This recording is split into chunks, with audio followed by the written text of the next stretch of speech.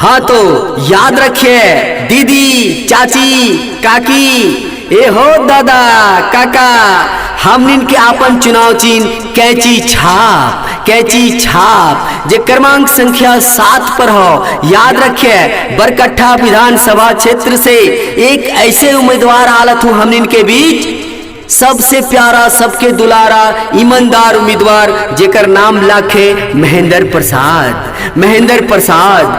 प्रसाद लेके आलत हूँ कैची छाप जे क्रमांक संख्या 7 पर है। तो क्रमांक संख्या 7 पर बटन दबाई है और महेंद्र प्रसाद के भारी से भारी मत से विजय बनाई है। याद रखिए हमने चुनाव चिन्ह कैची छाप महेंद्र प्रसाद के भारी मत से विजय बनाई है और जयराम महतो के हाथ मजबूत करी है। तो याद रखिए कैची छाप हमन के चुनाव चिन्ह कैची है निशान, हमन के चुनाव चिन्ह कैची है निशान, काकी गो कैची है निशान, काकी गो हुएर बटन दी होने दबाए, काकी गो हुएर बटन दी होने दबाए।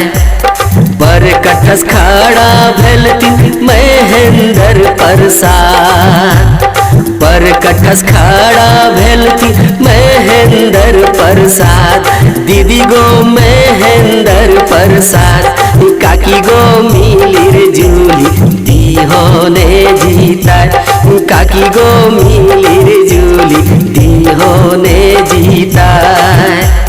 गरीब के बेटा है कथिन महेंद्र प्रसाद, गरीब के बेटा है कथिन महेंद्र प्रसाद, दीदी गो महेंद्र प्रसाद, काकी गो गरीब खातिर दई देवती जान, काकी गो गरीब खातिर दई देवती जान।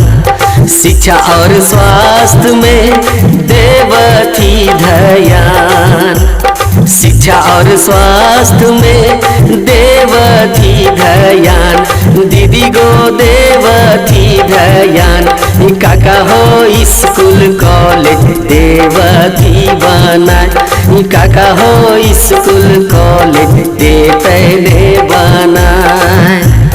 गरीब संगे रहल ये है दिन रात, गरीब संगे घूरल ये है दिन रात, दीदी गो ये है दिन रात, दीदी गो गरीब खातिर दई देवती जान, दीदी गो गरीब खातिर दई देवती जान।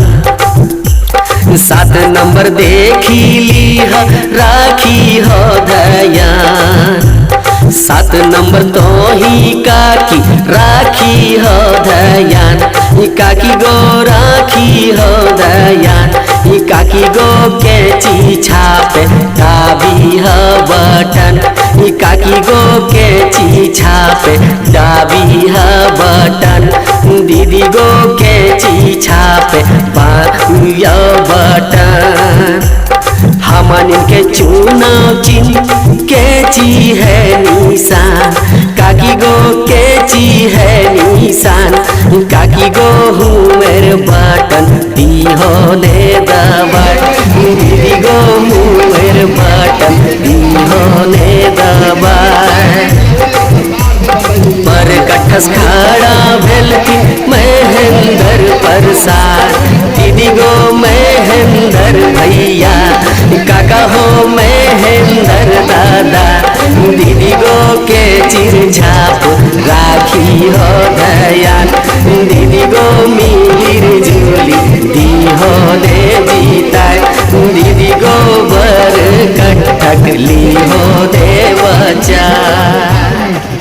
हाँ तो याद रखिए दीदी, चाची, काकी, ए हो दादा, काका, हमनिन के आपन चुनाव चिन्ह कैची छाप जे क्रमांक संख्या 7 पर हो। याद रखिए बरकट्ठा विधानसभा क्षेत्र से एक ऐसे उम्मीदवार आलत हूँ हमनिन के बीच, सबसे प्यारा सबके दुलारा ईमानदार उम्मीदवार जेकर नाम लाखे महेंद्र प्रसाद।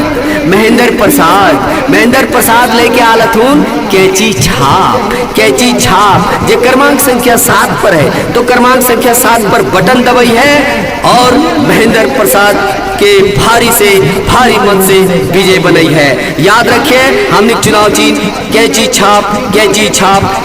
छाप महेंद्र प्रसाद के भारी मत से विजय बनाई है और जयराम महतो के हाथ मजबूत करी है। तो याद रखिए कैची छाप। धन्य है हमने के नेता, धन्य है हमने के गार्जियन कि आज तक की 25 साल में अपन हक अधिकार ना समझो पार ले।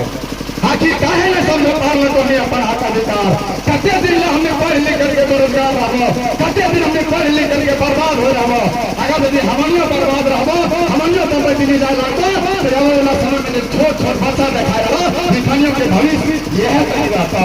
अगर झारखंड के नियम नीति न सुधार जाता, नियम नीति मने झकर से तोड़ देता बेटा नाती पुता के नौकरी लागता, वो नियम नीति मने झकर से तोड़ नाती पुता के झारखंड में झारखंडियों के रोजी रोजगार मिलता। अभी क्या कहता है कि अभी तो कथा विधानसभा क्षेत्र के अंतर्गत 5 पावर प्लांट है। पता कर लो यहाँ के कते आदमी का जो काम करो ऐसे एक भी अधिकारी पदाधिकारी